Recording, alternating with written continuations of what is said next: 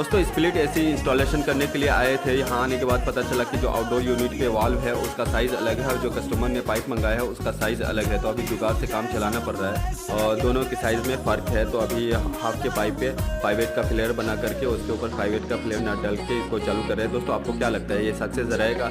आप लोगों ने कभी ट्राई किया है? अगर इसके अलावा दूसरा कोई ऑप्शन है आप लोग के पास तो ज़रूर कमेंट सेक्शन में बताएं।